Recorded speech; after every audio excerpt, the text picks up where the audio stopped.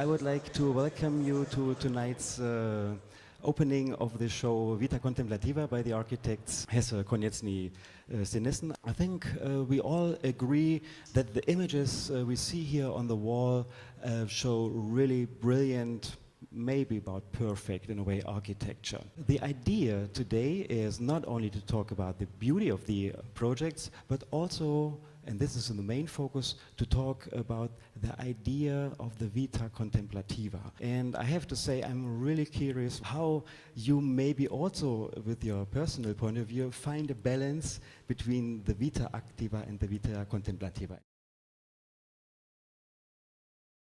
Well, on a hot summer evening, we're all here in Karl Marx Allee trying to talk about Vita Contemplativa. Actually, Karl Marx Allee on a Friday afternoon is very contemplative, isn't it? The action is gone. And of course, what we see here is the retreat, the private retreat in nature, which people have been dreaming along for a long time. And I talked to all of the architects. None of them, of course, lives in the retreat in the woods. They all live in a flat. Let's start with you. Please choose one of these, because I understand none of these buildings that you design and build are your personal weekend retreat thing. Please tell us how you enjoyed or not enjoyed staying in your own design. I will not tell you how I didn't enjoy it, but no, I'm joking. This is part of a resort. So I've spent quite a few nights in those, just they're both during the process of building and also later. It's a resort in progress. It is well above the polar circle, the Arctic Circle. It's in an archipelago, surrounded by beautiful nature. That's of course what we wanted to invite into the building and for the guests staying there, regardless of the weather conditions, which can be fairly harsh in that part of the world. In terms of the Vita Contemplativa, I'd say the strongest image I have of that is just lying or sitting on the floor. And if you do that for some time... In the glass box. Yeah, out there. And if you do that for some time, it's cantilevered over the ocean. At first you see the ocean flowing by, but after some time you wonder if it's you or the ocean that's moving. And you know, that's what it really is about. It's about reconnecting with nature. This is part of a fishery tradition, it's part of a trading tradition, and the quays that you see here were actually housing a larger wooden building back in time. Mm-hmm. So what we've done is just leave everything as it was and put small, fairly careful footprints of the new project. A friend of mine, architect, told me he never stays in the hotels that he designs because he can't sleep, because he will see all the mistakes. But this one, you see so much nature, you maybe don't see your own mistakes, right? Well, that could be, but I have to live with them anyway, so it's fine. But this is actually one of the projects that I've designed through and through. Everything is custom made. Thank you very much. Let's move on to the next one here. Christoph, which of your many buildings would you like to talk about? This is the one you want to build for yourself. I mean, you haven't built it yet, so you don't really know if it's a good idea or not. But maybe you can talk about the round one, because it is a very strange building. And the client is a special person, let's say that. Please tell us, why is it contemplative, although it's in a little village? The client once came into our office and said, "Christoph, I want a round house." And I guess round, okay, but maybe it was exactly the reason why we took on this job. There were two reasons for him. He's, on the one hand, he's a farmer, but he's even more inventor. He's working on with biogas technology, and he has several buildings next to it which are round. And he was so, let's say, spatially deeply impressed by this round form when he was sitting inside. So this was probably one of the main reasons, and the other one is it's a very energy efficient building form. So what's so special about it? It is, on the one hand, a very strong solid object, but on the other hand it's well embedded into the surroundings, because it picks up the situation of the genius loci, the surroundings, and it opens it up. So I guess the point, coming straight to your question of which space especially is Vita Contemplativa like, it's this loggia. It's a place where he finds his contemplation, his personal reflection, and where he takes his break. To be sure, it is an open air space. It's in the middle of the Sauerland. Yes. This is not Sicily, so the temperature could be 12 degrees, and he's sitting in his round bathtub. Why is he not freezing to death? Yes, why not? That's a good question, because he has, let's say, heat in its surplus. It's wasted, right? So he constantly heats his little pool on 38.4 degrees. Why? Because this is his personal well-being temperature, and that's something really impressive. And this is, by the way, this house stimulated the whole village to hook onto this energy local grid. This is basically, let's say, the activator of having this whole village energy independent.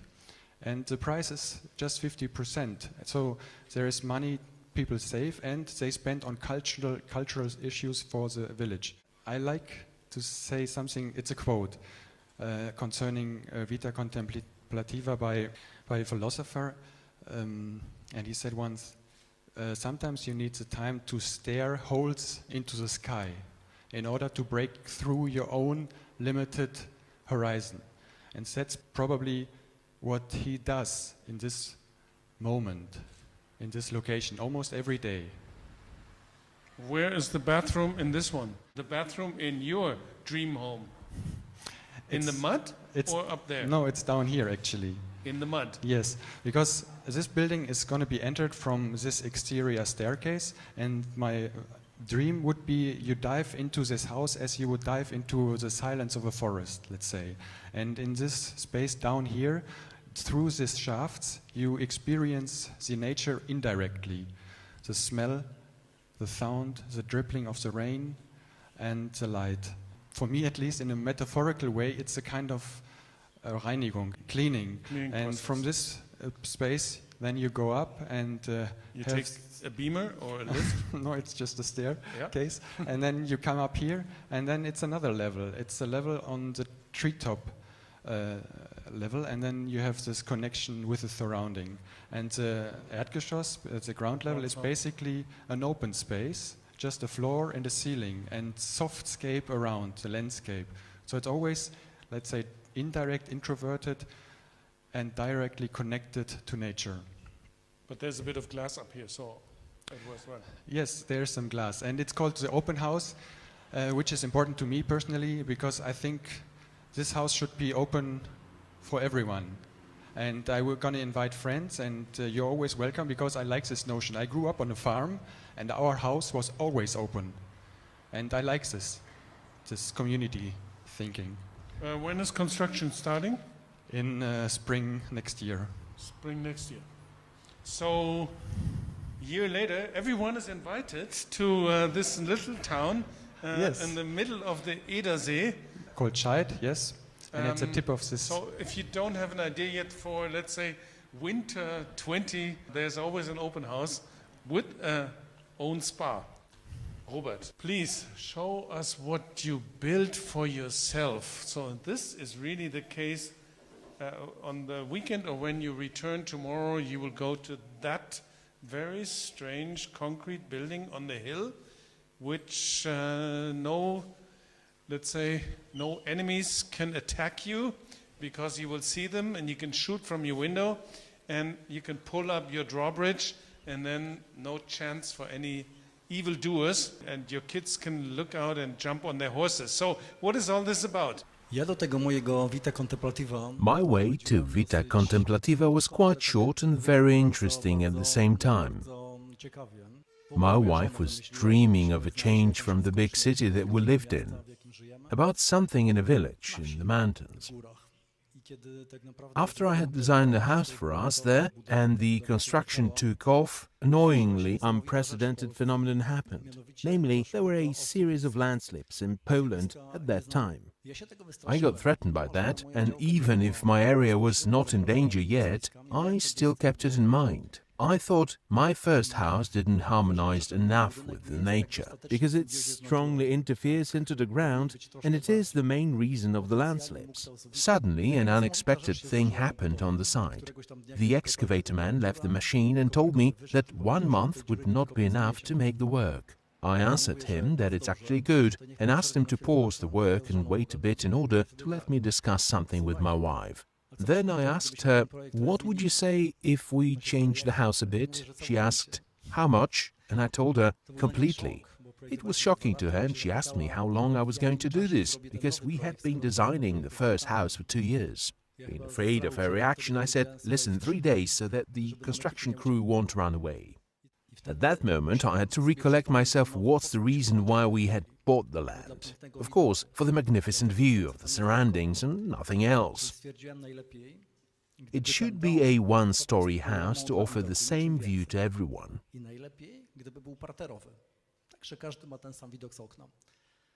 But my wife didn't want one-story house, not to be scared because of the wilderness around.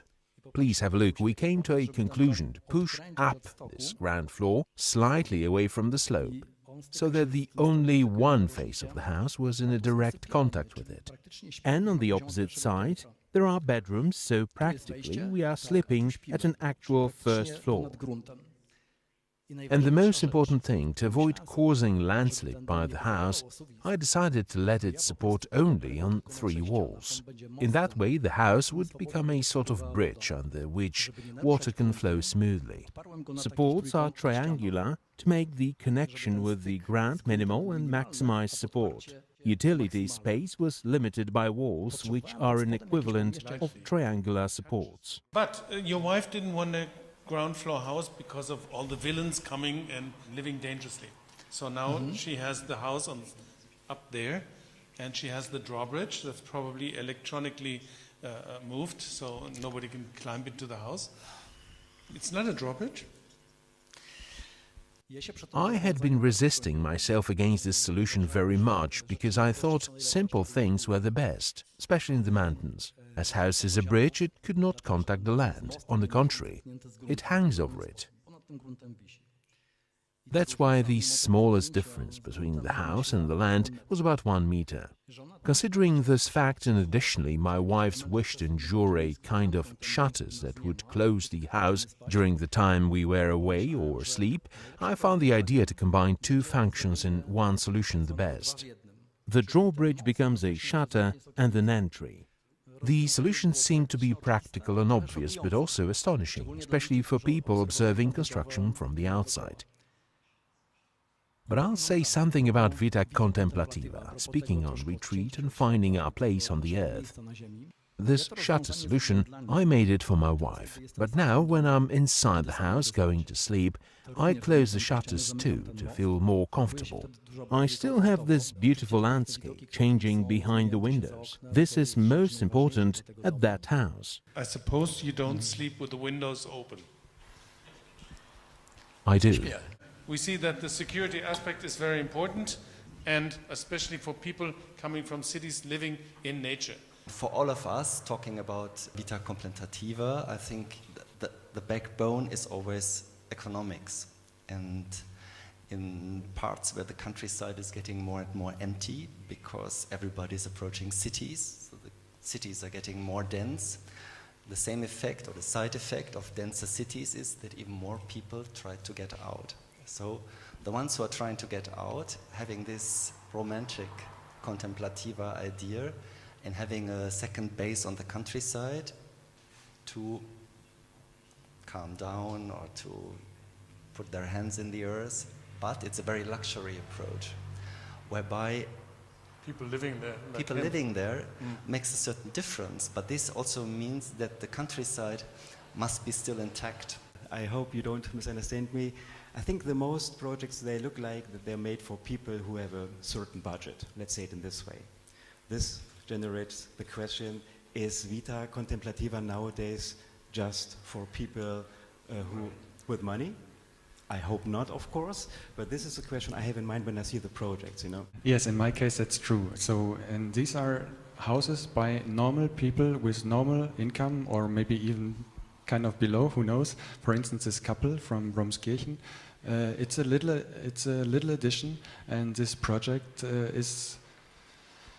We can speak about numbers, why not? So this house is almost 100,000 plus tax. So 120,000, and it's affordable, and they do a lot by themselves, and it's a challenge, but it's a nice challenge for them. Or Joel's house, this one, it's a lot of self-made issues here. So he had his dream, he built his house, and for instance, one day he came to me and said, you know what, I don't want to finish with a plaster. I come up with some stones from the nearby creek, and then he attached stones from the nearby creek whenever he has time and fun to the wall. So the house, the facade of the house changes constantly, and economically it's for free.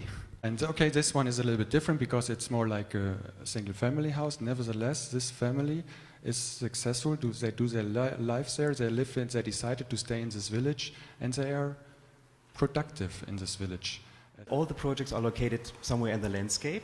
Why does it necessarily mean if Vita Contemplativa is only possible to live in the countryside?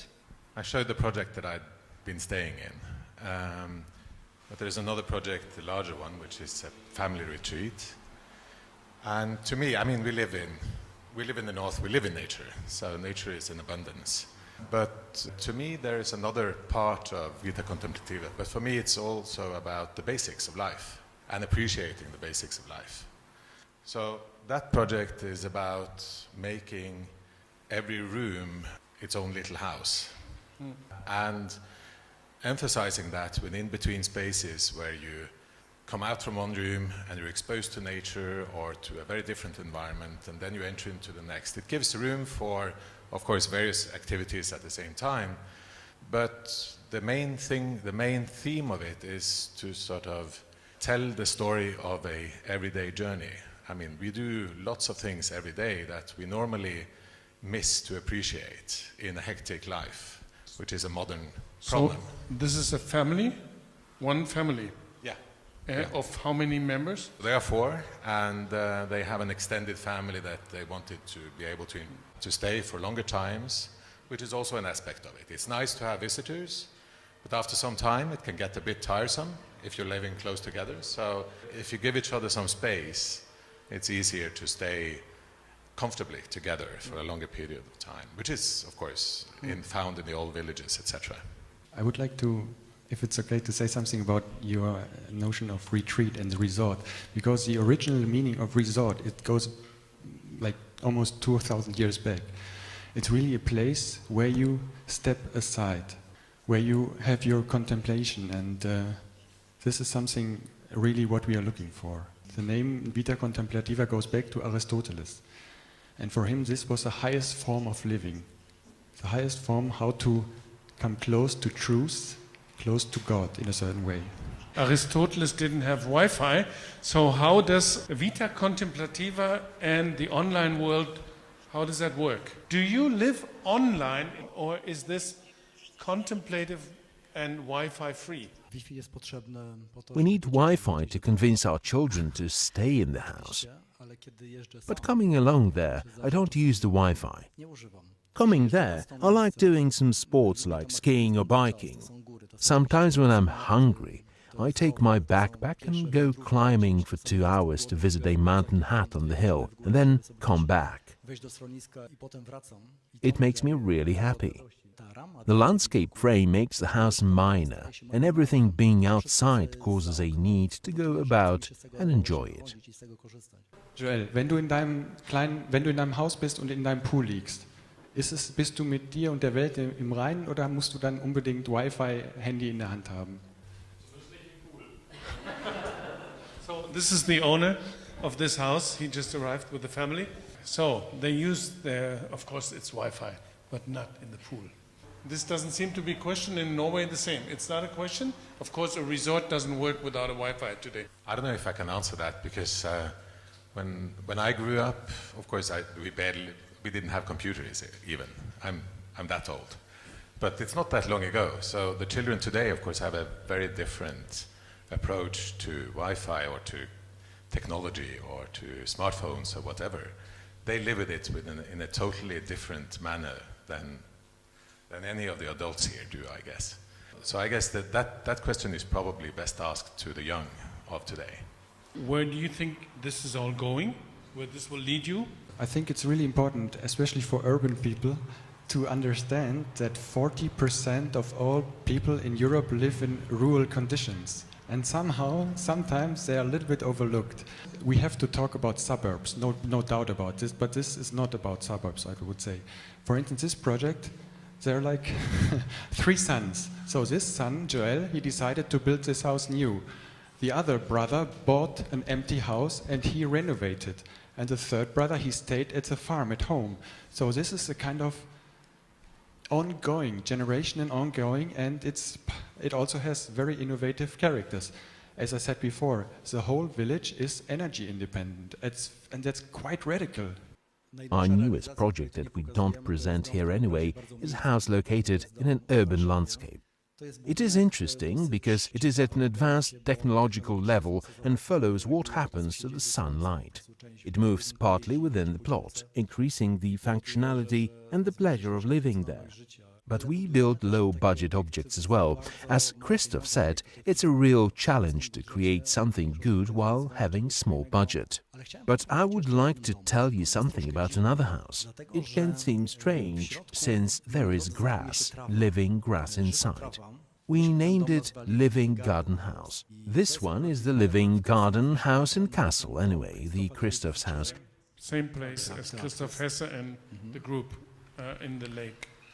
Vita Activa and Vita Contemplativa join each other in this house because our task was to create houses not only for living but also for working in.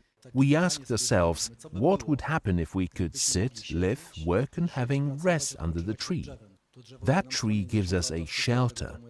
Anyway, the whole structure comes from the tree. We created a space in which you have the impression to live in the garden while being in a living room. That is why we call it a living garden. In this project we not only have created an impression, but you can really enjoy the benefits given by nature. I mean, it's a great microclimate without missing what a 21st century house has to offer to us, including all the comfort, functionality, etc., etc. You have everything you need to work and live here. You have nice climate and clean air. It's kind of coming back to nature's bosom, coming back to natural human life cycle, night and day, season cycle and so on. That is something I have been missing. Probably I would feel well in such a house, because people, the inhabitants... Anyway, this what you can see on the beamer are our previous realizations with the grass reminiscent inside, with their feeling of living in the garden. Inhabitants feel great there and their children prefer spending time on the grass than in their own rooms. So we knew that it worked in 2 houses, therefore we made a step forward and we used real grass with all its microclimate it offers to us. It's a real radical thing. I mean, this house is different of your living experience than living here on, 3 meters over the floor with a concrete arch below you and securing you. This house offers you very little personal security. It offers no privacy, and it's really radical because it's even more radical than, let's say, the glass house of Philip Johnson in New Canaan. And as you know, Philip, even Mies van der Rohe's glass house, the client couldn't stand it. She never moved in. And the question is, in Philip Johnson's glass house, it's his own private park. Nobody watches you. But this one, it's a public green. So you live right there on the lawn, separated by a little glass wall, and everybody's watching your life. Will that work? It's also important to know that there are like screens, so you can have total privacy just by soft screens, and the surrounding are trees and bushes. So there are always these moments where you can retreat, where you can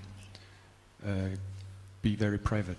One of the most interesting things for me and for us in the latest projects has been to go fairly deep into healthy living, and healthy living within the house. Of course, also sustainability in building.